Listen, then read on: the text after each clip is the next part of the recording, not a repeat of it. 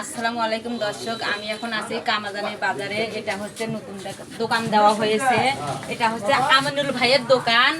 কাইং কাইং কাপড় কিনবে চান, চলে আসেন এখানে। কিন্তু দেখেন 3 পিস 1 পিস, তারপরে কাপড়, শাড়ি, লুঙ্গি সবই আছে।